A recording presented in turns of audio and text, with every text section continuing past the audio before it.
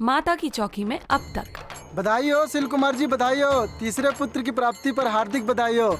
ये सब माता रानी की कृपा है पंडित जी, और बदरवा के लोगों का आशीर्वाद। श्रद्धा, अब तुम भी एक खुशखबरी जल्दी सुना दो। माता रानी शायद भूल गई, बस आप उन्हें याद दिलवा दीजिए। थोड़ी ही दूर पर इस माँ की गोद विधवा की मांग की तरह सुनी पड़ी। इसके माता पिता? अगर आप कहते हैं तो उसे वापस उस टोकरी में छोड़ आती हूँ, लेकिन मैं भी उस टोकरी के बगल में बैठी रहूंगी। श्रद्धा, ये पहले तय हो चुका था। आज तीसरा दिन है और इस बच्ची को कोई लेने नहीं आया। इसका साफ साफ मतलब यही है कि ये अनाथ है।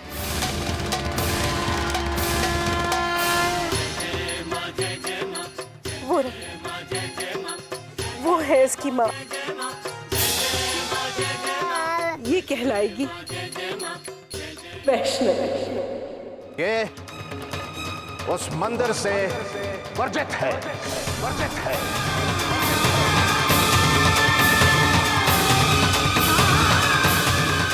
वैष्णवी, तेरे नाम की जोत जलाऊं, आज माता की चौकी सजाऊं।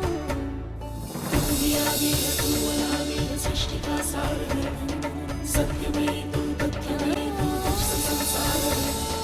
माता की चौकी सजाऊं, माता की चौकी सजाऊं। वैष्णवी,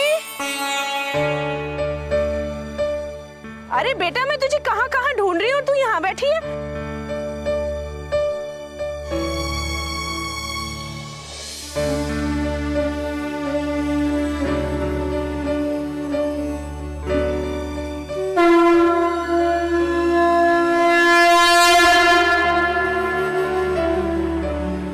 वैष्णवी, क्या बात है बेटा, क्या देख रही है?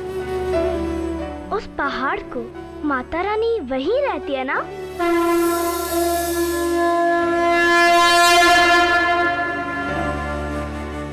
माँ, अब कह रही थी ना माता रानी बचपन में सबसे अलग मस्त मौला अपनी दुनिया में मगन रहती थी। हाँ, बहुत ही विचित्र बच्ची थी वो। बड़ी होनहार है आपकी बेटी। मेरी बेटी? हाँ, अरे एक ही तो बेटी है आपकी, वैष्णवी। और विद्यासागर जी, विधियों की बात नहीं है, श्लोकों की जानकारी कितनी है उसको।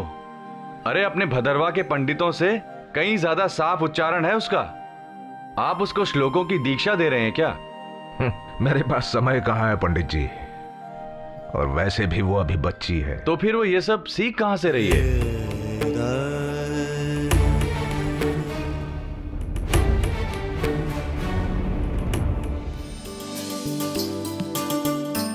अरे वाह। शारदा बहन, किसके लिए खिलौने लेके जा रही हो? और किसके लिए खरीदूंगी, मेरी तो कोई खिलौने से खेलने की उम्र है नहीं। वैष्णवी के लिए ले रही हूँ, ये वाली। नहीं नहीं, अगर खिलौने लेकर ही जाना है तो पुजारी जी के लिए लेकर जाओ। कैसी बातें कर रहे हैं आप? ठीक ही तो बोल रहा हूँ। अगर वैष्णवी के लिए लेके जाना है तो एक तार और मंजीरा लेके जाओ। ये क्या कह रहे हैं आप? इतनी सी बच्ची एक तारा और मंजीरा कैसे बजा सकती है? बजा सकती नहीं, वो बजाती है। क्या? यहाँ पर घंटों बैठकर बजाती रहती है वो। किसी से भी पूछिए यहाँ पे, वो कभी एक तार तो कभी मंजीरा बजाती रहती है, और इतना सुंदर बजाती है कि मंदिर की भजन टोली भी नहीं बजा सकती।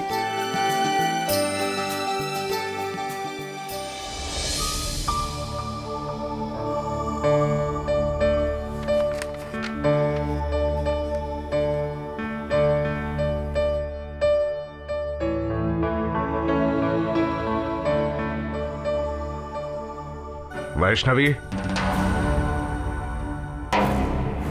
जी बाबूजी।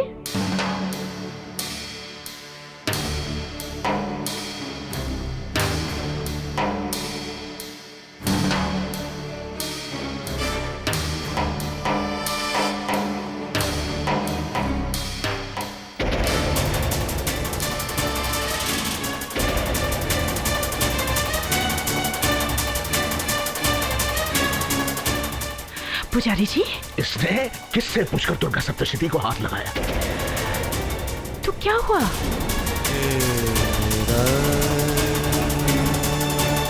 इससे कहो दोबारा मेरी पुस्तकों को हाथ लगाने की हिम्मत न करे। और एक बात, इससे ये भी कहो ये मुझे बाबूजी कहकर ना पुकारे।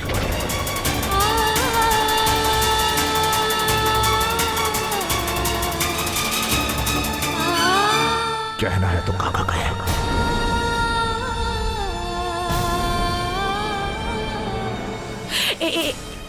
एक बात कहूं, आप बुरा तो नहीं मानेंगे? हाँ बोलो। आपको अपनी बेटी पर गुस्सा होने की बजाय उस पर गर्व होना चाहिए। अब तुम मुझे बताओगी ना इस पर मुझे कब गुस्सा होना चाहिए और कब नहीं? नहीं, मैं ऐसा नहीं कह रही हूँ। मैं तो ये कह रही हूँ कि आपकी बेटी जो काम कर रही है उसे करने में पंडित ज्ञानियों को तो वर्षों लग जाते हैं। शायद आपको भी।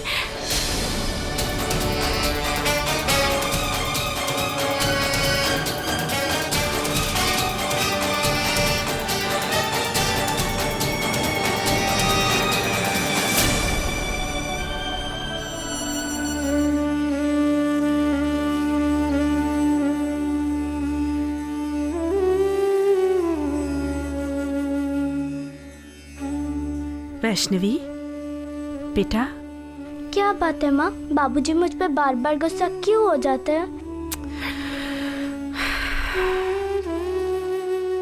बेटा तू इसमें मत पड़ कि वो गुस्सा क्यों होते हैं। तू तो बस ये ठान ले कि किसी तरह उनका गुस्सा दूर करना है। मैं मानती हूँ वो तुझसे रूठे रूठे रहते हैं, लेकिन बेटा दिल के बुरे नहीं हैं वो।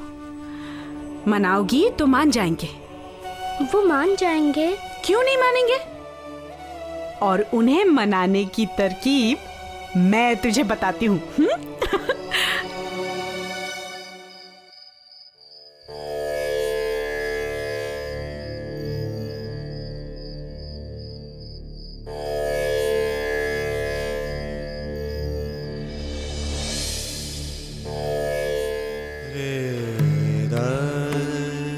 माँ कहाँ है तुम्हारी? वो पड़ोस वाली चाची के घर। यही समय मिला था उसे पड़ोसी के घर जाने का। मैं अच्छी तरह समझता हूँ वो मुझे भी इस मोहजाल में फंसाने की कोशिश कर रही है। काका क्या कह रहे हैं? मेरी समझ में नहीं आ रहा ना? यहीं तक ठीक है। जितनी उम्र उतनी ही समझ रहनी चाहिए। और तुम्हारी माँ से कहो इस घर में जिसका जो काम है वो वही किया करे।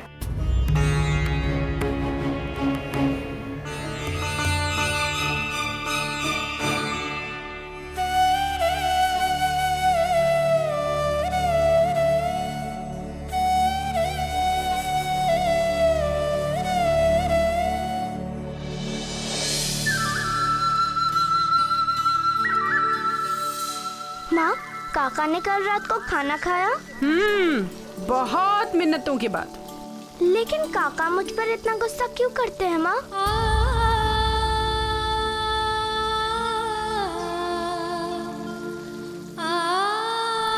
वो उनका स्वभाव है बेटा। गुस्सा है ना एक दिन ठंडा हो जाएगा। तू देखना वक्त के साथ साथ सब कुछ बदल जाएगा।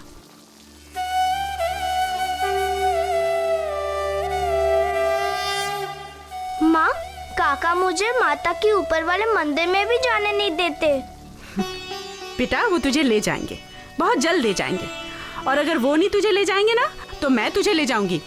लेकिन वो फिर से गुस्सा हो गए तो? उसकी चिंता तू मत कर। उनका गुस्सा दूर करने की तरकीब माता रानी निकाल ही लेंगी। माँ, माता रानी की आगे की कहानी सुनाओ ना। बताइए ना माँ, फिर क्या हुआ? जब रत्नाकर के यहाँ उसकी बेटी बड़ी हुई, जैसे जैसे वैष्णवी जवान होने लगी रत्नाकर परेशान रहने लगे। वो वैष्णवी के विवाह के सपने देख रहे थे, पर वैष्णवी का ध्यान तो कहीं और ही था।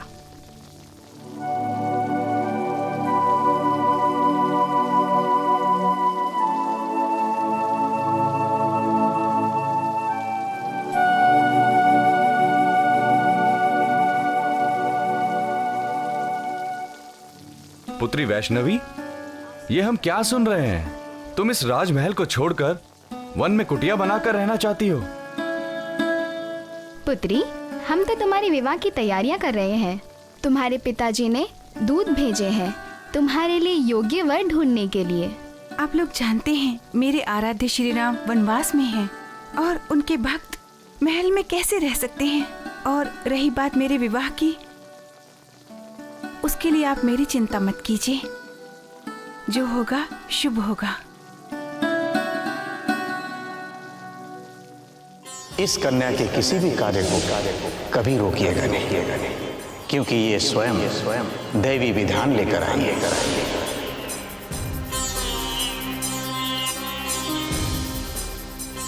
ठीक है पुत्री, तुम्हारा ये निर्णय हमें स्वीकार है।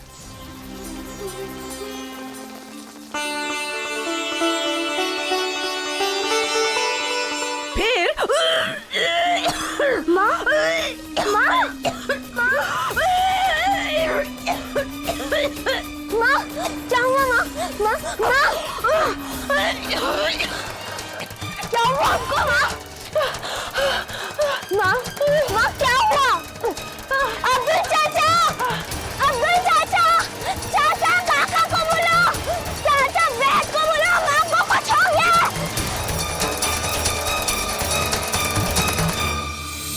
अरे घबराने की कोई बात नहीं है। वैद जी, मम्मा को क्या हुआ? बेटा ऐसी कोई बात नहीं है। तो फिर वो ऐसा क्यों कर रही थी? क्योंकि बेटा बहुत जल्दी आपके साथ खेलने के लिए छोटा भाई या बहन आने वाली है।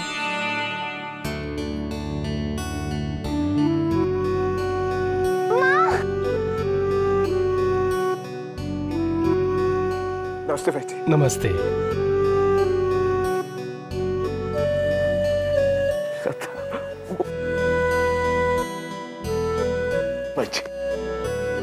सचमुच श्रद्धा। हाँ पुजारी जी, आपकी पत्नी माँ बनने वाली है।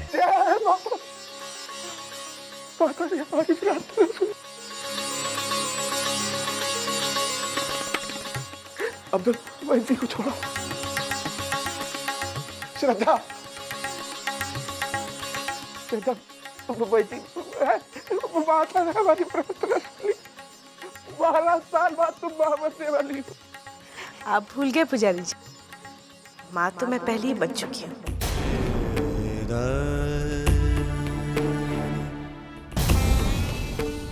पर शायद इस ममता से प्रसन्न होकर माता रानी ने फिर से ये सौभाग्य आज मुझे दिया है।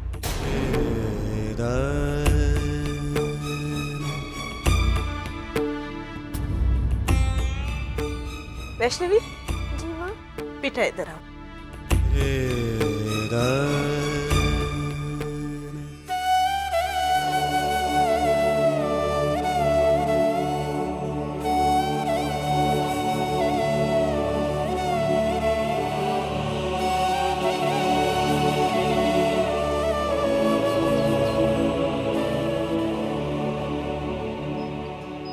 जय माता दी, जय माता दी। माँ, मैंने श्रद्धा से कहा था सिर्फ तुम पर विश्वास रखे। मुझे विश्वास था माँ, हमारे लिए तुम्हारी कोई योजना है।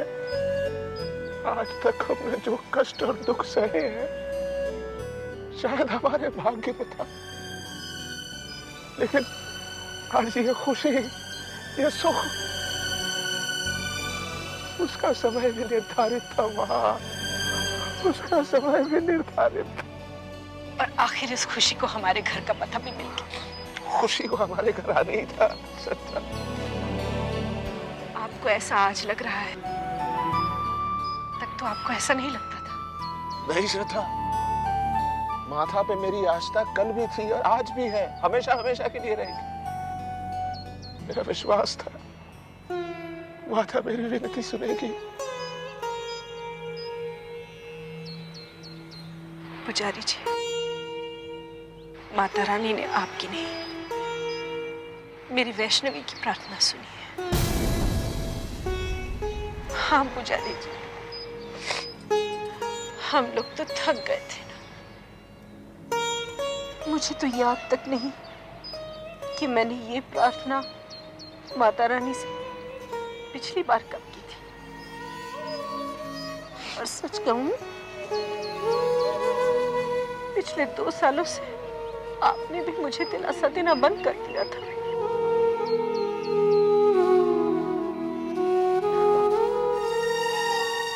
प्रार्थना नहीं की थी, पर माता रानी के दरबार में हमारे लिए प्रार्थना हो रही थी। वैष्णवी अपने भाई या बहन के लिए अपनी हर पूजा में प्रार्थना करती थी। मैंने अपने कानों से सुना है। हमारे घर ये जो खुशी आई है ना, ये वैष्णवी की वजह से आई है।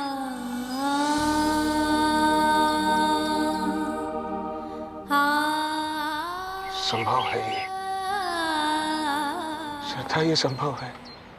हो सकता है वैष्णवी की मासूम प्रार्थना से माता विवश हो गई। अगर ऐसा हुआ है, वैष्णवी तुम्हारी बड़ी बेटी है।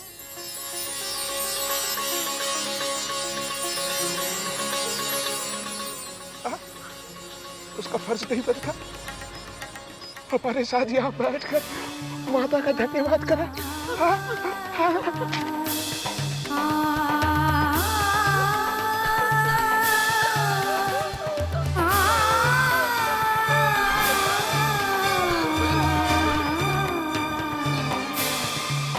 जाओ, वैष्णवी को बुला लो। वैष्णवी, बेटा इधर आओ ना।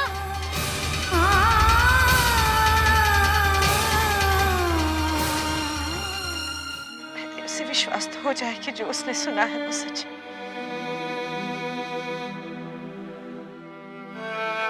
वैष्णवी को लेकर आज आपका दिल पहली बार बस हंसी चाहा। सच श्रद्धा, इसलिए मैं कह रहा हूँ परिवार के सभी लोग यहाँ उपस्थित रहकर माता रानी की आराधना करें। जाओ, वैष्णवी को बुला ले। जाओ, वैष्णवी, बेटा बेटा आना, देख देख तेरे काका क्या कह रहे हैं।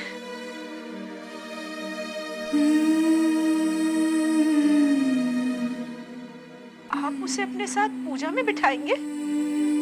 अरे बेटियां पिता के साथ पूजा में नहीं बैठती क्या?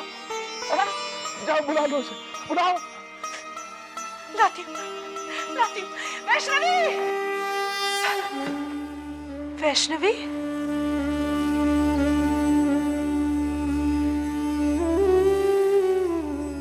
वैष्णवी, बेटा मुझे पता है तू यहाँ है।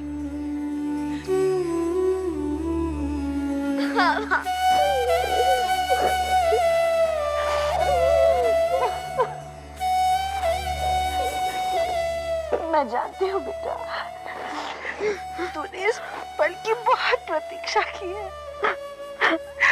अपने पिता के प्यार के लिए बहुत तरसी है तू।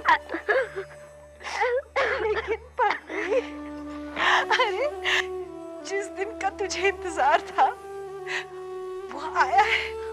माँ, मुझे विश्वास नहीं हो रहा, मुझे ये सब मिल सकता है।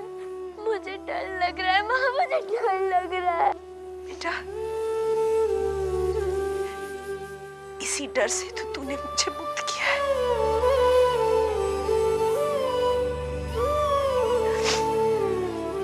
तूने ही तो मुझे समझाया है कि मुझे सब कुछ मिल सकता। अपने काका के पास जाकर बैठ जा, तेरा ये डर भी गायब हो जाएगा और तुझे विश्वास भी होने लगेगा। नहीं माँ, मैं नहीं आऊंगी, मैं नहीं आऊंगी। अच्छा अच्छा, अब तू मेरी बात नहीं मानेगी, हाँ? अपने काका की बात मानेगी। रुक जा, बताती हूँ। सुनिए, देखिए ये मेरी बात तो नहीं मान रही है। आप आवाज दीजिए वहां से। वैष्णवी,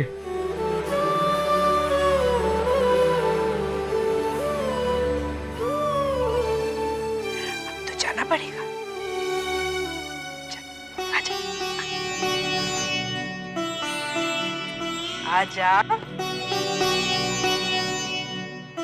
बाबूजी देख रहे हैं।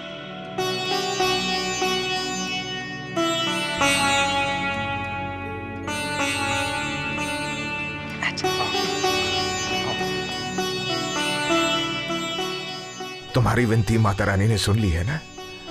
माता रानी को धन्यवाद नहीं करना है? लो बेटा।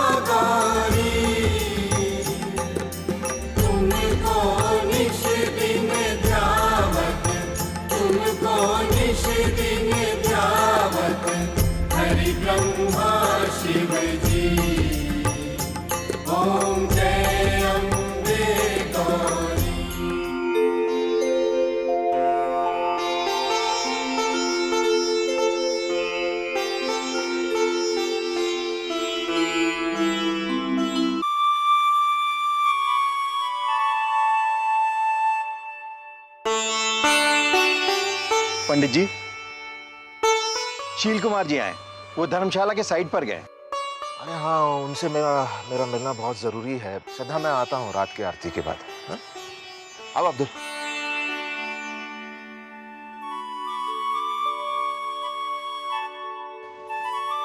आज तो बहुत खुश है ना? हाँ। माँ, काका अपना खाना भूल गए। ओह, आज तो उनका उपवास भी है। तो बेचारे भूखे रह जाएंगे। ला मुझे दे, मैं दे के आती हूँ। माँ, मैं देकर आऊं? नहीं, आप ही देकर आइए।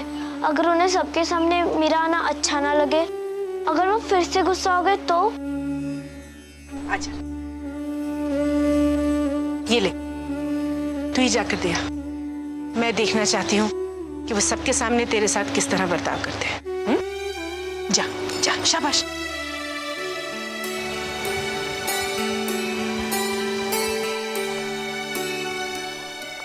ये सब तो ठीक है पांडे साहब, लेकिन धर्म कर्म के नाम पे मुझे सिर्फ ईंट पत्थर की दीवारें नहीं खींचनी।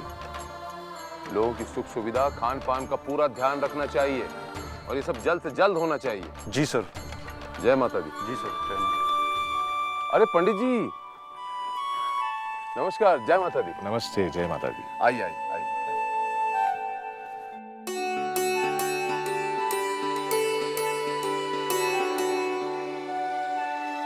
धर्मशाला के बारे में हम बाद में बात करते हैं शील जी। मैं यहाँ हमारे कमेटी के प्रेसिडेंट का असंतोष लेकर आया हूँ। असंतोष?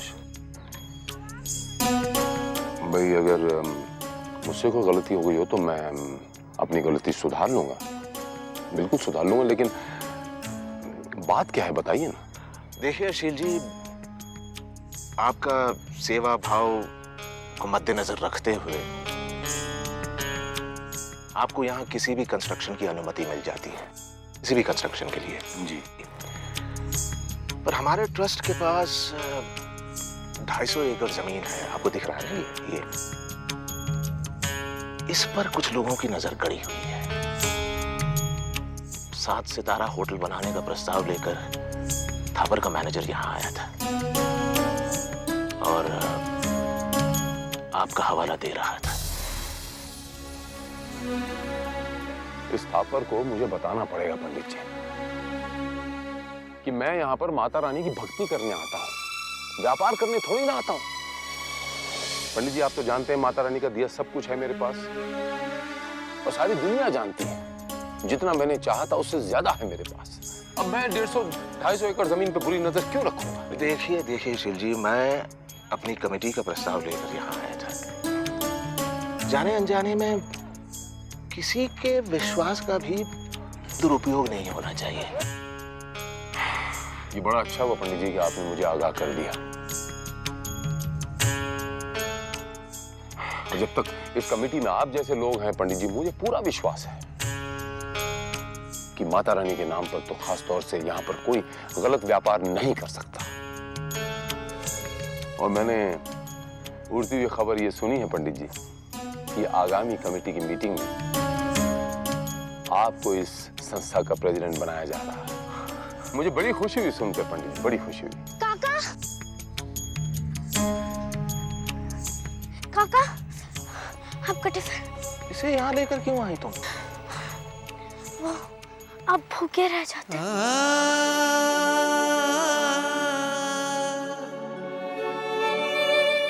पंडित जी, ये बच्ची कौन है?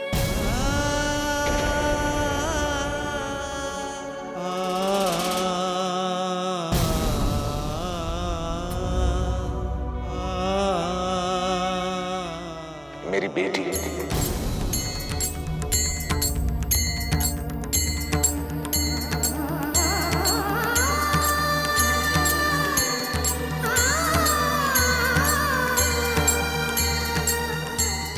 बड़ी बेटी है।